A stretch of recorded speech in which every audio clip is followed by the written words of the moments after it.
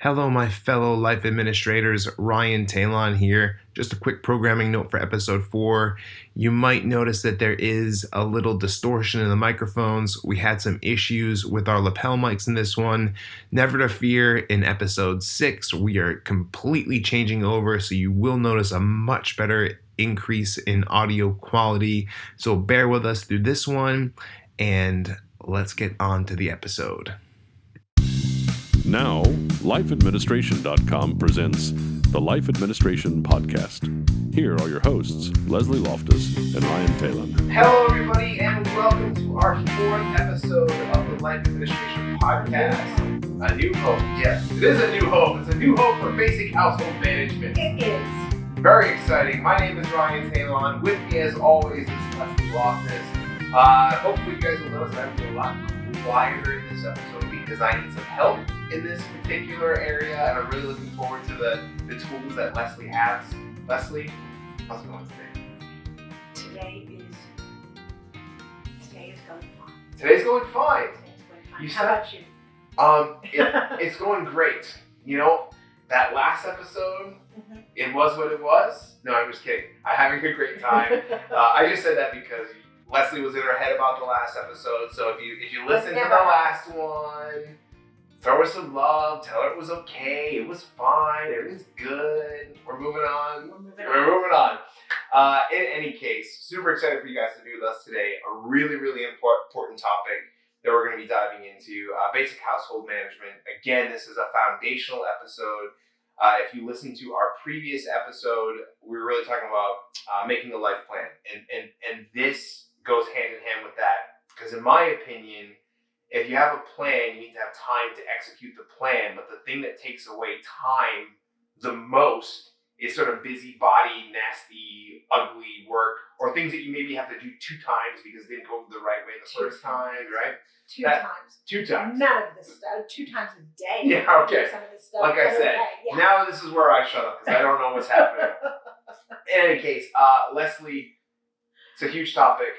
Sum it up for us. 10,000 foot view. What's going on here? Okay. There are lots and lots of details of running a house. Everything from running a kitchen, maintenance and chores, gardening, budgets, which we did a full episode on, filing. All of those are either going to have a mini cast or a full podcast about, because we're not going to get into the details of each of those things today. Yeah. What managing a household is about, at least for our purposes, is coordinating all of those things. How do we actually get them done, and how do we get them done together? Because each of these tasks, often we think, oh, well, that was only going to take me 15 minutes. Well, the Thanksgiving story. So I had, it was my first Thanksgiving as a married person, and I love this story. I had a long schedule. I got crap from my family about this for a very long time. I had worked out a negative timeline for when everything was going to go to the table so that I could have it get to the table, all the food get to the table hot at the same time. We call that, in my family, we call it time math. Yeah, whatever. Exactly. But yeah, so same thing. I want to serve dinner. Do this. I want to serve dinner at 4, and this takes an hour and a half, so slot it in at, minus 90 minutes. Okay.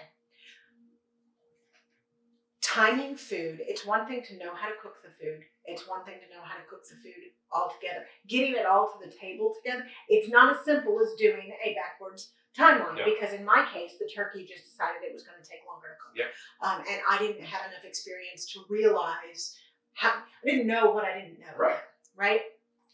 Okay, so there's a lot of coordination. So it seems like, oh, well, the green beans only take this long, and the mashed potatoes only take this long, but you have to be doing them at the same time. Yeah. So I need to be getting the mashed potatoes boiling while I'm cleaning the green beans, but I've already needed to peel the potatoes. That's just a cooking level of detail. Household management is managing all of those things when I need to do car maintenance, and I need to make sure that the mail gets checked and the bills get paid and those phone calls to the doctor are returned. There's a lot of coordination. And if you don't put some organization, it just takes so much time. Yeah. Suddenly that 15-minute task now takes a half an hour. Well, again, another silly example. Okay, let's say your dry cleaner, we'll come back to this later. Your dry cleaner is next to your grocery store. but you don't really plan things out. So you go to the grocery store on one day and you go to the dry cleaner the next day. Well, however long it takes you. Or the same day where it's like you make one trip and then you go back. I mean, that is, however long it takes you to drive there and back, you've just doubled that amount of time. Whereas if you had a little bit of management and organization on it, well, then you'd go to the dry cleaner the same day that you go to do the groceries. And then you've saved the double trip. Yes. Because you've made one trip. Yes. Right. So how to coordinate all of that is really difficult, and it's also a skill that you need to build upon. So when you were first, say, graduating college and you're first moving out and getting either your own apartment or your apartment with, say, 2 to 4 flatmates, the level of detail in this management is not that level. For instance, you are most likely renting an apartment. So most of the maintenance details are really about calling the super and saying, hey, the plumbing's not working or the sink's leaking or whatever. They take care of that. All you have to do is get the phone call in. As you move on and as you get further along in your life, well, then you might end up renting a townhouse or owning a house. And now suddenly, when the leaky faucet happens, you are the plumber. You are either the plumber, in which case we'll have a podcast about this, about basic maintenance as well. It is good to know how to do general quick fixes. Yeah, there are certain things that are going to break, and if you know how to do them, yes. Or you need to be the one calling them. So the level of detail and the level of skill and the level of coordination goes up as you move along. So I'm really hoping that we have some, say 17-year-olds that are listening to this, because if you start to build the habits now, then you'll be able to do this, you'll be able to add on the complication as time goes by, as you learn. If you're a 35-year-old sitting here and listening. I wish I was 35. I know. 38 now. But it's harder to retrofit. Still, it can be done. None of this is rocket science. But it is a bit complicated and it requires a little bit of guidance and a little bit of practice. I got 2 little things here. So 30-second commercial break. T-shirt, branding. Okay, I'm going to make this T-shirt. You're going to make the T-shirt. I'm totally happy to do the T-shirt. So the first thing is that when scheduling tasks, so in the corporate world, right. I guarded my calendar. It was my lifeline. It was extremely important. One of the mistakes that I made, and I think this translates, is scheduling too many things too close together. Yes, you have to plan for transition time. Always. And it really made me think about it when you're talking about cooking dinner, because in my mind I'm thinking, man, she's not thinking about how long they're going to take those mashed potatoes out, how long they're going to sit on the counter for. You've got to take them from the cooking plate to the serving plate to the serving plate, and then bring them to the right. Oh, that was all on the list. But exactly. Yeah. To that point. Right. If you're at the end of a meeting or at the end of a task, and then your calendar is going off and it's telling you to do something else, well, you either A, don't do that task as well as you should have done, or you didn't plan it out as well because you're thinking about the next thing, or you just don't do it altogether. Right. So you just take the notes from that meeting, go throw them on your desk, and now you haven't prepared for the next meeting that you're getting ready to go in. So you've done both tasks at kind of 80%. Yeah. Because you didn't give yourself. I believe multitasking is a myth. Ultimately you're 30% worse at both of the things that you're doing when you multitask. I'm a mother of 4. Multitasking is totally trumped by necessity. Sometimes you have to multitask. Oh yeah. Yes, it is not as efficient as single. But for the purpose of I'm doing this thing and I want to put my best foot forward and my best foot or my best possible effort, that should be the thing you're doing. Anyway, all of that to say, make sure you schedule 15-minute breaks in between the things that you schedule, right? That's the bottom line if you're getting that, because it just gives you some breathing room, and it's critically important to, last podcast we talked about anticipating change, understanding that the years may sort of flex and things may go a different way than you had initially thought. Newsflash, the days do that too, right?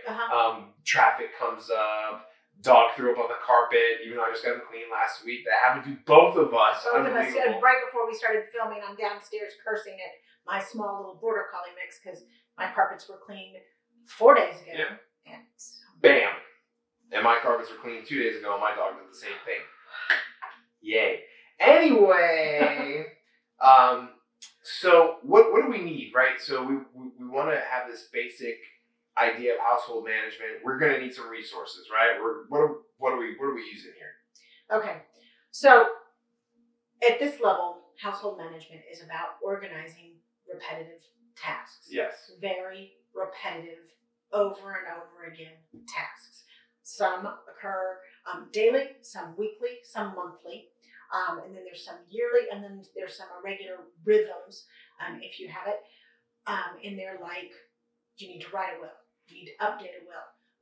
You can't really say, oh, I'm going to do that every 10 years, because you kind of tend to do that when life milestones, things change. So irregular things. So the first resources you really need for this, you can do it the pen and paper way. There are totally analog ways to do it. You'll see something called, and I'll provide a few links for how-tos, called bullet journaling. I have an old book here that I can provide links to that explains how to do. Basically, we're talking about to-do lists here. How to do to-do lists in a moleskin or a spiral notebook. And I'm all for trying to do those things in the paper way, at least while you're first starting out.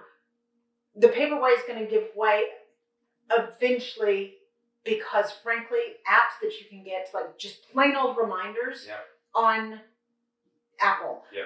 Some of the to-do tasks, there's various to-do apps, and I can introduce a few in a mini cast, because I've tried most of them. And most of them have been thrown out. They save you a lot of time, because they can do, like I said, these things are recurring, so they can do the auto-recurring, and then they can stick it on your calendar. You can also attach notes to it, because sometimes, okay, well, I need to call to make that doctor's appointment, but I need to remember to take the children's camp forms with me, so that when I take them to the doctor, I have a note on there that says to take the camp forms with me, so that I can get the camp forms filled out while we're actually at the doctor. That's very helpful.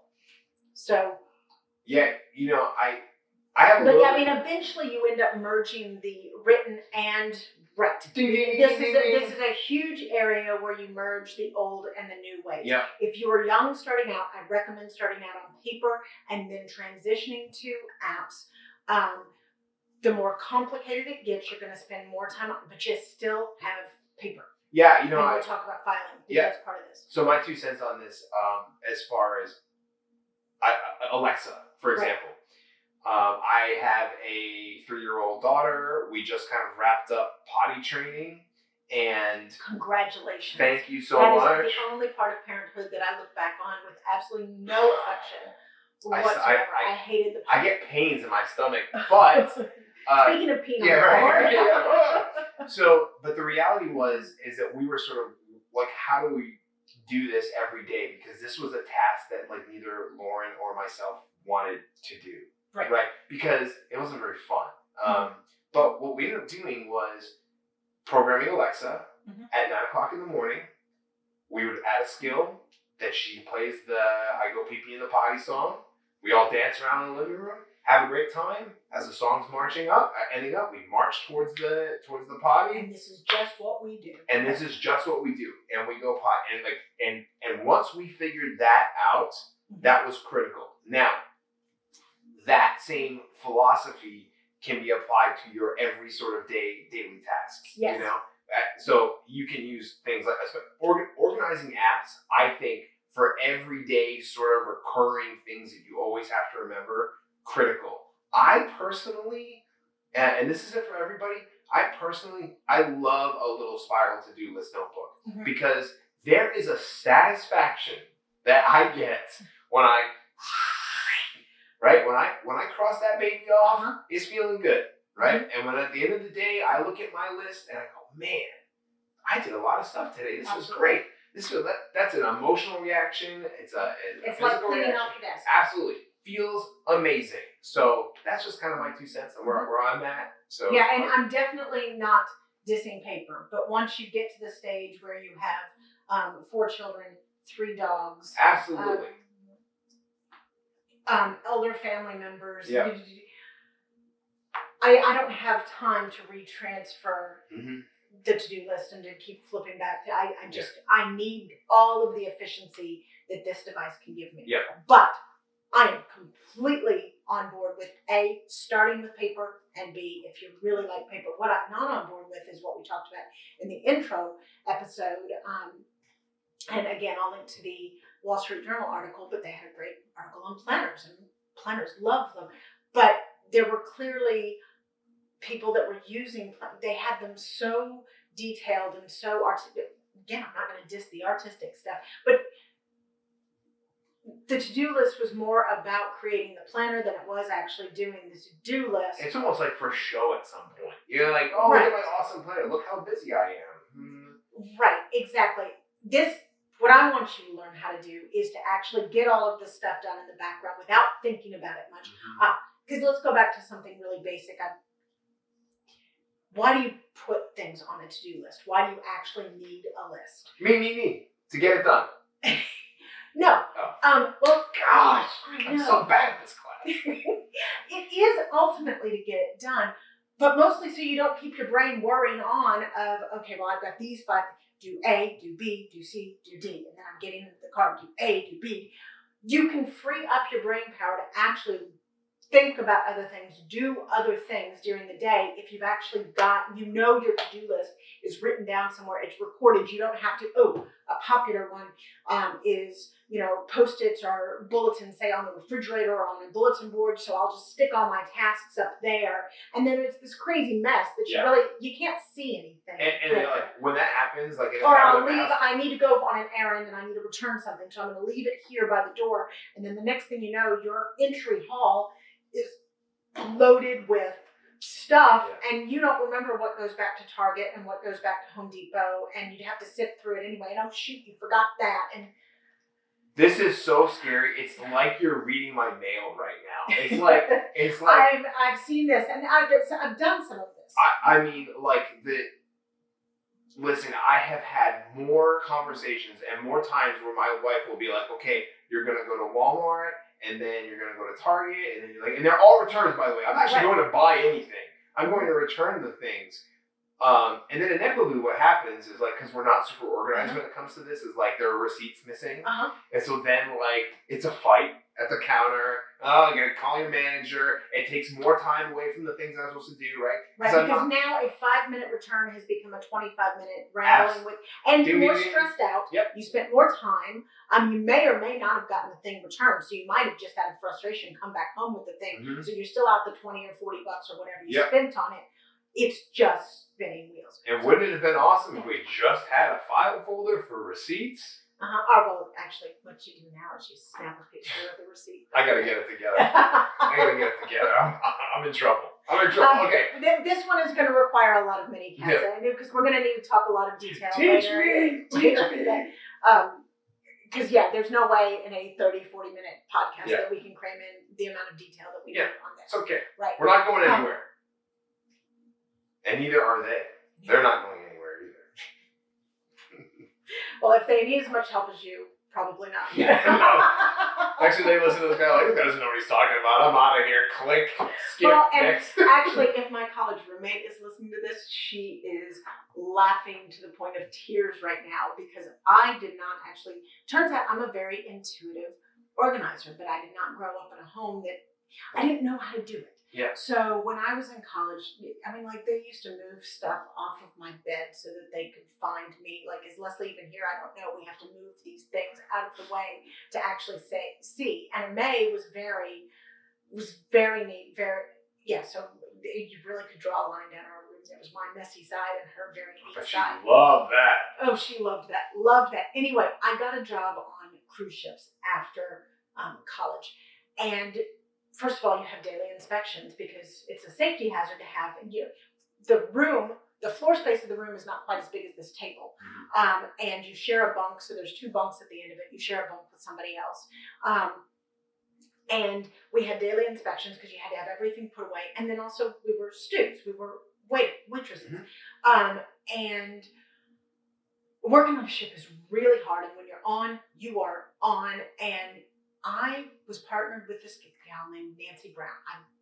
desperately looked for on Facebook and all this kind of stuff all these years later. But Nancy! Yeah. We're looking for you, Nancy! Okay. Nancy taught me how to do all of this stuff. Now, it turns out I was a very quick study because I've just been waiting for somebody to teach me these detailed things. Oh my God. May still can't believe it when she comes over to my house. When she comes, she's like, "You're neat." And what? How did this happen? So, I have done the thing where, you just kind of pile the stuff at the door because that's how I remember. Or you leave it in the car because, it's in the car so that when I go by there. That is not the way to do errands. You have to stop talking, okay? This is too real. It's hitting me too close to home. Oh, it's terrible. Okay. What about physical things? So we're talking about the need for having our cell phone, having a good app. And by the way, we'll get into the details in just a sec. Yep. Yeah. But what about physical things? Okay. First of all, even though we are in the analog age, you still need a filing system. Yeah. Again, we will have a mini cast about actually putting a filing system together. Mine is actually right over there behind the cameras. But you need a place to gather your paperwork. Also, you need a place where all activities happen. So whenever you come in the door, this is where my keys go. This is where we generally do art. This is the area where laundry happens. Obviously, there's usually a laundry room, so that was a little bit easier to follow. But even then, especially when you're in an apartment, sometimes the laundry is in a little sliding cabinet in the hallway, right? This is awful. Lauren, my wife, is going to listen to this, and she goes, "So no more putting your clothes next to the bed.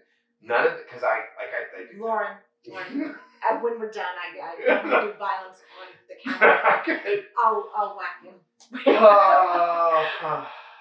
Yeah, no. Good, man. I mean, everything this is where, books go. And you can have multiple places, so reading. Okay, there can be a couple of nooks for reading, but you need to have the stuff, some books there. People in the household need to be able to say, "Oh, goodness gracious, okay, I want to do, I busted a hem. I need to do," this will also be a podcast episode under basic household skills. I busted a hem. I need to be able to, I lost a button. And there needs to be a place that everyone knows in the household where you can go and there's a sewing kit, a very basic sewing kit where you can get this done. So you're not just to reattach a button. Right, just exactly. I can't tell you how many times I wish I lost the button on a shirt because I spent too much time at the Chinese buffet earlier. Pop comes out, right? Quick little button. No, I'm serious. I wish it was a joke. But it's not a joke. And then I'll put the shirt on and I look down and I'm missing a button, right? Right, and but so you have no idea where to get because you could. I don't know where the button is. Now I gotta change shirts. Oh, by the way, the new shirt doesn't match my pants. I gotta change my pants. No, my pants don't match my shoes. I gotta change my shoes. Right? Again, it's a time sink. I'm being funny. Right. I'm trying to be funny, but that's a real thing. That really happens to me. You know? So different activities need to have different areas in your house, at least where the stuff is stored, so people know. Okay, the sewing kit's over here. All the remote controls for the TV are generally over here. And the more you can stick with that, the more time you're going to save. It does take some habit forming. Once again, I really hope there's some 17-year-olds listening before they go off to college, get their own apartment, because it's really easy to practice this in a dorm room. It's not that much more difficult to practice it in an apartment with your flatmates. As you get on, once you get to the stage where you have 4 children and you're like, "Where are my scissors?" Yeah. Because children don't put things back. Yeah. Sorry. Neither do husbands. You know what it sounds like to me, as I'm listening to you talk through it? It's like zones. You have these zones for certain things, right? Matter of fact, so we recently moved houses, and then a couple of times when we moved back from London and everything. Jim will tell you this, before I put the furniture in a room, when I'm trying to figure it, I will draw a sketch of the house and a sketch of the kitchen or whatever, and I will mark the zones before I mark the furniture. Yeah. Or I might put the major furniture, like the couch and stuff like that. Yeah, because it's going to be in this but area. Then I sit there and I say, okay, this would be this zone, this would be this zone. And the zones are activities generally. Absolutely. Yeah, and I think name it first, because then you know what pieces of furniture to stick there. You know what kind of storage to stick there. Yeah. And I'm just thinking okay, so how am I going to get this going in my own house, right? And I'm thinking, well, to do all of this at one time is going to be next to impossible with work and dinner. But one zone, I could manage one zone. Yes. I could go home and be like, okay, like here's the, whether it's my workbench, whether it's the sewing area, whatever. I can establish one zone. And then when that zone's established, I can move on to the second zone. Right? Okay, cool. All right, so I'm just, because some of us are already in houses. Absolutely. And we need to kind of get this thing going. This is why Marie Kondo is getting so much press, so much praise. Frankly, because people haven't been doing this for a long time, so they've been accumulating things, and they don't really have. So this is about clearing. She's teaching you how to clear the stuff out. She's teaching people like you who have already done this for 15, 20 years, how to step back and get to the stage where you can actually start to do some of the stuff that we're talking about. Yeah. Right. That's good. Great. Awesome. Okay, so we talked, filing cabinet, zones for actual physical things. 1, 2, and 3 motion storage. Okay, so once there are a few tricks for how you arrange. Oh, okay. Your Gotcha. Physical things. Okay. Yeah. So for instance, things that you use every day or more than once a day need to have one motion storage. I need to be able to just reach over and get the wooden spoon for when I'm cooking. Okay. Or what you need to just be, you work on this computer needs to be within my reach. Within your reach, on your desk. You use it all the time. Yep. Okay. 2 motion storage things are those things that you maybe get once a week. Let's say maybe Friday night is stew night. So you have a crock pot or you have a Dutch oven that you make stew in during the fall. Okay. That means that you might need to, so maybe it's stored under another pot. So maybe you have the crock pot here and you have another pot here, so that you have to move that pot out of the way. Right, 2 motion. Love this. This is kind of great. stuff that you use once a week. 2 motion storage. Yep. 3 motion storage is for the stuff that you use once a month or less. Okay, so I mean, this is like Christmas decorations. Right. Exactly. It's in a box in the garage. There's a couple things. Right. I have to get out a ladder. And I have to pull it out that way. That's really once a year storage, Christmas storage, right? So it's kind of 4 motion. 4 motion storage, right? But you kind of get the concept. You can go I love this class. stuff that you use all the time. Yeah. You need to be able. It's like in these tiers, right? Yeah. Right. Yeah. Exactly. I already talked about how activities have an area, so you need to have your zones in your house. So doing those 2 things alone will help a lot in redeeming the time. But now, Les is going to do my job and take us to the next segment. You said you're going to be, I know. This one is very, very It is a lot. It's a lot, and I've been doing it for 20 years, and I just kind of know how to snap through. And this one I can do without much. Without me saying anything. Yeah. As I'm trying to untangle my. So we talked about sort of, again, from 10,000 feet. We talked about what we need, what tools we need. So now let's talk about the creation of the rhythm, right? So the cadence of the week, when you do things, how you do things, how you set things up. Walk us through that a little bit. I'm now thinking that I should put this next thing that I'm going to say on our repetitive things. It is very time intensive up front. When you first go to set up your rhythm of your to-do list, when you first go to set up your zones, whether you are the newbie starting out or you're Ryan who's having to retrofit, it takes a lot of time up front, but it is completely worth it. Yeah. So, but just prepare for this. This is not, setting up your first to-do list is not a 2-hour task. No. It's like a 2-day task. Yeah. And it's kind of complicated. So you can do it in steps, basically. So choose your poison, whether or not you want to use, say, plain old reminders or one of the to-do list apps, or if you want to go through and use a Moleskine bullet journal. Choose your poison and do a little bit of reading up. There's tons of, like I said, I will link to some. There's tons of YouTube videos. I will link to books that I've used in the past on how to do analog versions, and read up a little bit on how they actually set up their pages. Okay. Mm-hmm. Then the first thing you want to do is start to add in to your list things that are daily, And I want you to add everything in at first. Like, so even make Really? your bed. So, Yes. so everything at first. Everything at first. So like, Interesting. make your bed. Okay. Okay.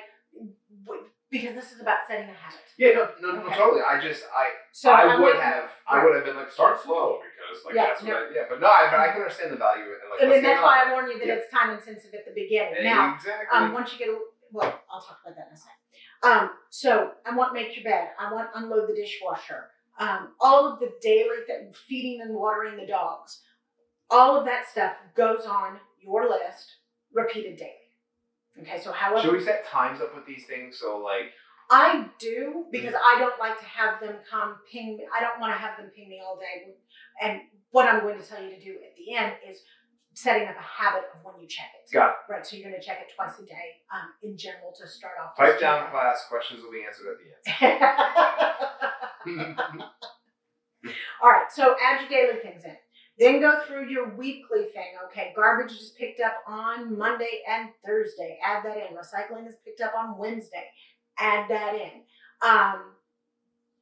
You go to, you meet your buddies for poker night on Tuesday nights. Add it in. So that's really a calendar entry. I might have crossed over a little bit. But before you go to poker night, you need to go pick up the beers. Sure. Okay, add that in. All right, all of the repetitive tasks going. Layer in the monthly. Obviously. You want to do things like bill pay. I've tried bill pay at the beginning and the end of the month. It really is best to have set up your bill pay going through your finances on the 5th and the 25th. You can usually go into individual bills and tell them what day that you want them to have due. Absolutely. But in general, check your finances box or your finances file. Again, details later. Check that on the 5th and the 25th as a general rule. If you want to choose the 1st and the 20th, whatever. But whatever twice a month. Twice a minimum month, front and for what right. you're, got it. Then start plugging in. I'm trying to think exactly how I want to say this. I know I'm going to skip. Okay, so put in your bill pay. Put in all of your other. We've gone through daily, weekly, monthly. Then you're going to have some other recurring things. For instance, perhaps birthdays that are coming up. So your mom's birthday, you don't want to actually put it on your to-do list to shop for her present a month before. Right. So start to add in those yearly things. Okay. And that's like your calendar sort of like working in conjunction with your to-do list. In that instance. Right. And your calendar does work together a lot with your to-do list. They're very, very crossover. Yeah. Right. Okay. Now, one of the pitfalls that you don't want to do is you don't want to break things down too much. I've told you to put everything on the to-do list, but that doesn't mean to break it down into its subtasks yet. You use that at work when you're doing various management tasks. You might want to break it down This more. is very foreign to me, by the way. Like when I read this in the show notes, I was like, this doesn't make sense. Like to me, it's wash the laundry, fold the laundry, that sort of thing. One of the mistakes that moderns tend to make is thinking that a household runs the same as a business. There are some crossover things, but just because you are a whiz at business management in the professional world, if I broke laundry down into sort the laundry, wash the laundry, dry the laundry, fold the laundry, put the laundry away, if I did that for it would be a freaking mess. You can't see anything on your to-do list. It would be a mess. But if I didn't do that in the workplace, if I have a project that I'm doing, call Bob and check on this, get Sylvia to do this portion and report to me by January 5th. If you didn't break it down on a project management thing, especially when you're managing other people, well, then that makes you wouldn't be able to see it and you miss things. Yeah. Household management runs a little bit differently than professional management. Yeah. So, but it's one of the, because we think, most of us are trained to do office work and stuff, and so we bring all of those office skills home. It's like, I run a business, I can run a home. I'm going to translate this right up, and it gets way too complicated very quickly, and we're confused as to why. This is one of the reasons, because when you're saying do the laundry, you just say do the laundry because you need to do that whole task on the same day, which you need to do the whole task on the same day, because otherwise you're constantly setting up the laundry area and going back. You lose a lot in, okay, well, I've opened up the cabinet and I've got everything out and I'm sorting, and then I'm putting it in. Well, then it'll mildew if I leave it too long. Like, there's efficiency things, right? Efficiency things. There's a whole lot in household management that is about the efficiencies. Yup, I've washed the same clothes 3 times because of the mildew smell. Mm-hmm. Right? Like, and it never completely comes and out. Nope, It's bad enough. Nope. You're matter of fact, I put my nose into a towel after I got out of the shower yesterday morning. I mean, it was woo! And I mean, it was because Lauren and I, like, there was just a miscue. Uh-huh. We said, do the laundry. Okay, do the laundry. Okay, I did the washing. I thought she was going to dry it. She thought I was going to dry it because I started it. We didn't write it down. It was just a conversation. And it bang, there it is. Yep. Right? Yep. So household tasks need to be whole and complete tasks. Don't go out and break them out. And almost too, like, if you have a significant other, it probably just makes sense to just like, I'm doing this thing, right? Yes, I'm absolutely. doing laundry. Like, don't do laundry because you're only gonna bite my style here. You're only gonna mess it up because I got like this whole thing going on, right? And vice versa for something. Loading the dishwasher. Loading the dishwasher. Oh my gosh, I don't know if I've lived with people before that don't like how I load the dishwasher, and so then go back and unload it and reload it. Okay, one. If you care that much about how the dishwasher is loaded, then you need to be the one that's doing the loading and the unloading of the dishwasher. Yes. And like, again, and I feel like I am unfairly like talking about my wife too much. And again, this is my fault. This is another thing that I did, right? Whatever, I don't care. She wants to have the silverware point in a certain direction, and I can't even remember what it is, right? Down. No, up. Wait, it's knives up, everything else down. Because knives up, everything else down. Because it actually gets clean that way. And wouldn't you know it, she'd be right. You know? Mm-hmm. So, in any case, one person doing the thing, so there's none of that sort of action. Right, exactly, because you lose a lot of efficiency in the translation of the and the switching of chores. So inevitably at some point, things are gonna break down. Actually, no, before we get into that. I got more details to talk. Right, that's what I said. Before we get into that, go ahead. Okay. And I'm now realizing that. Okay, so we gotta layer in some things, right? So we got cleaning, we got laundry, errand days, grocery runs, mini runs, paperwork, correspondence. There's so much. There is just so much. It's completely overwhelming. So while you are making your to-do list, and actually, I'm going to back up and I'm going to tell you to do this part first. Start to make a weekly schedule of, for instance, when I was young and first married, I had a laundry day, a errand day, 2 errand days actually, what did I have? Laundry day, cleaning day, 2 errand days, and the 2 errand days included a main grocery run and a mini grocery run, and then I had a paperwork and correspondence day. That's 5 days, still gave me, and I used Saturday as kind of a catch-all, if something got missed, whatever fell through, and then I used Sunday as my day off. All right. To come up with that, so let's say laundry day is Monday. Okay, then your recurring laundry task needs to be set for Mondays.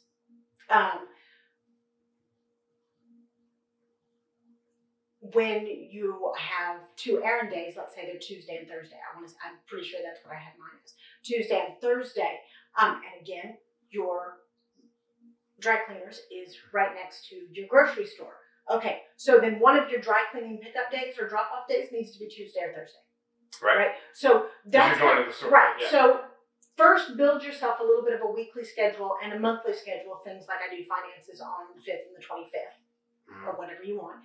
And then put your to-dos in based upon that schedule. So it will also help you later on. You can stop looking so much at because Monday is laundry day. That's the rhythm that you're talking about, right? That's where you start to get. I got you. But we're going to have to build up some habits first, which is why I wanted to go ahead and go on the list. Because just because you declare to yourself, oh, laundry day is Monday, yay, you've got to remember that. It's going to take you a few weeks to get that set, which is why you're still going to do the laundry on Monday for a while, at least. Yeah. Then I want you to take your devices of some sort, and I want you to set 2 reminders for yourself. One, let's call them 7 and 7.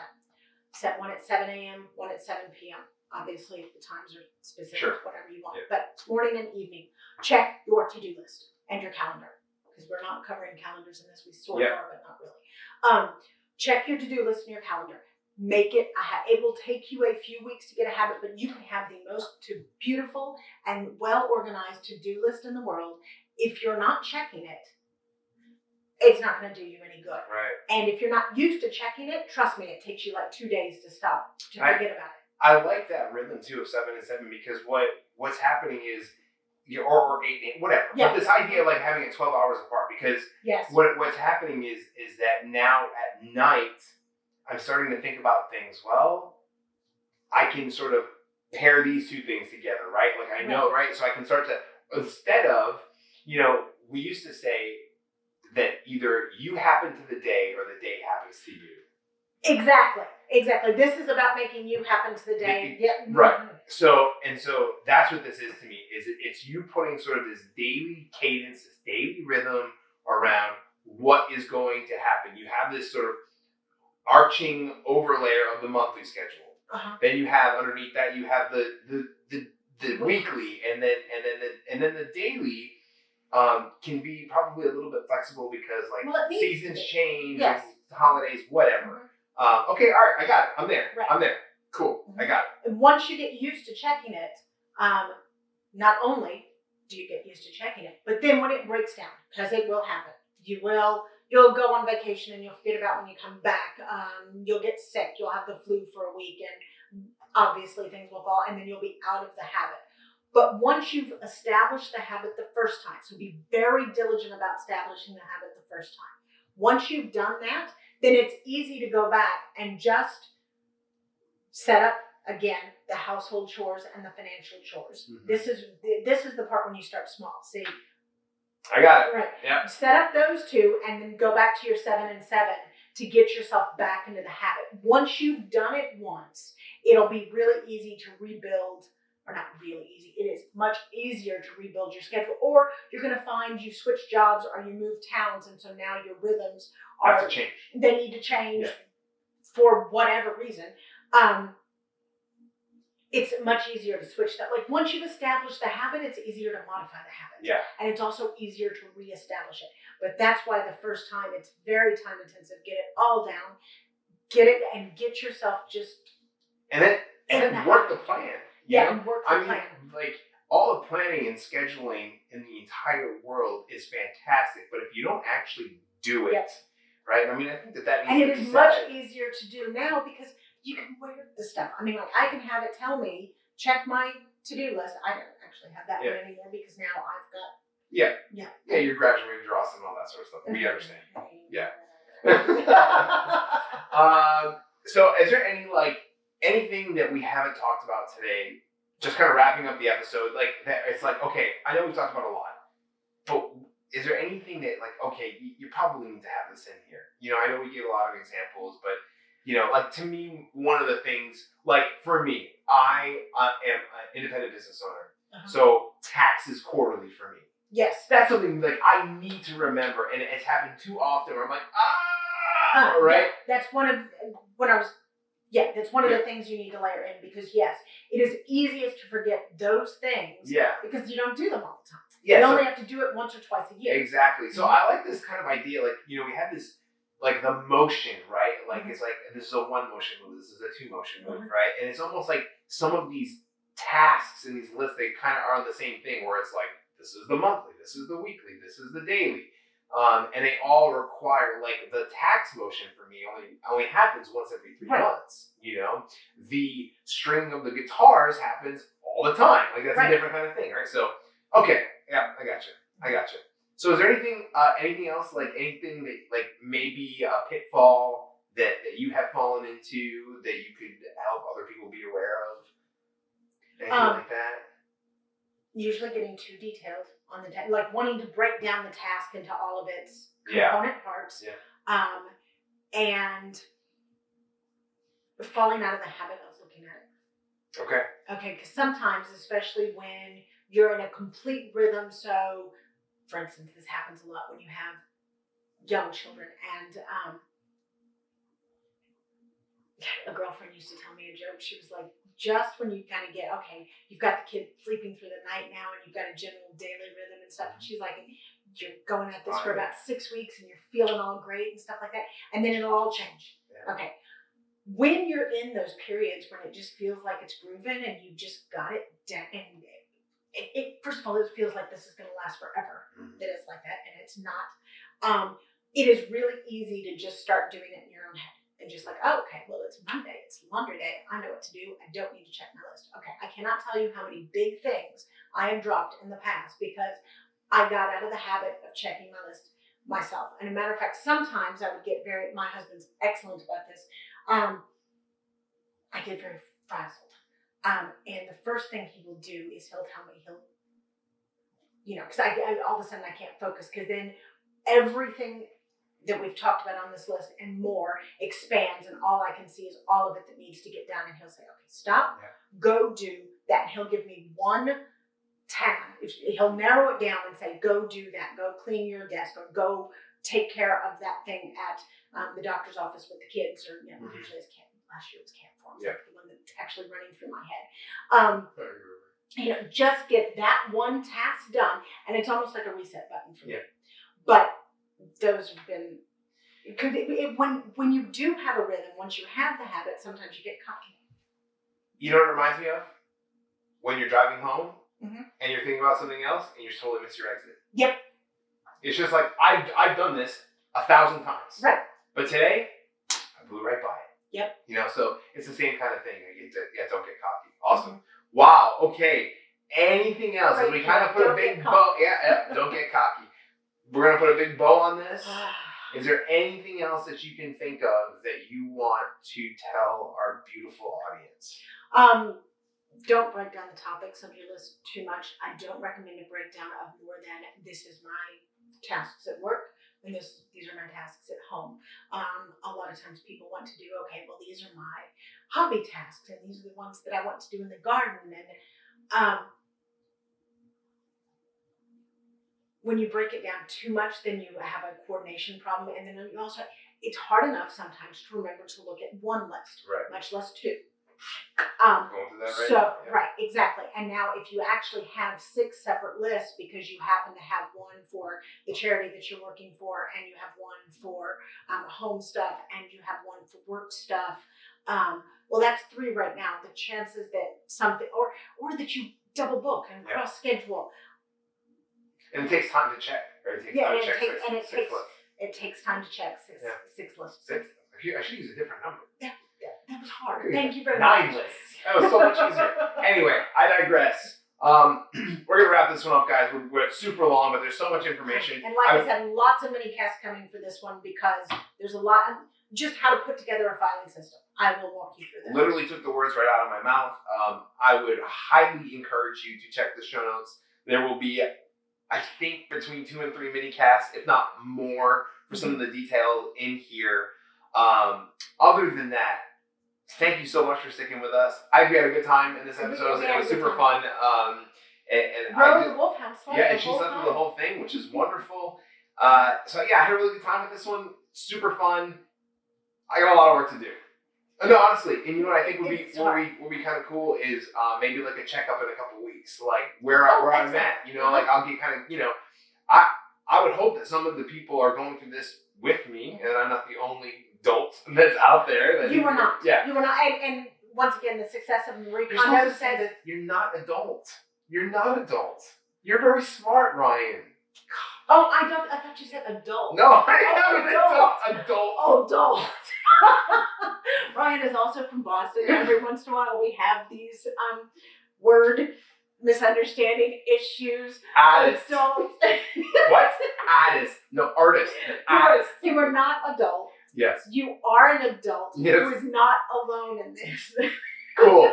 So all that to say, we will we'll come back, we'll check up on it, and we'll see the progress that I have made. Shut it down over there. All the progress that I've made, and hopefully you guys can come along on the journey with me as well. Leslie, where can they find you? Mostly at the website and at email on the website, but I also occasionally play on Twitter at Leslie Loftus TX. Awesome. I am most chatty on Twitter at Ryan Talon, RyanTaillon. Thank you so much for joining us. I did last time. I was tricky. This time I remembered. Thank you so much for joining us, guys. Have a wonderful day. We'll see you in the next one.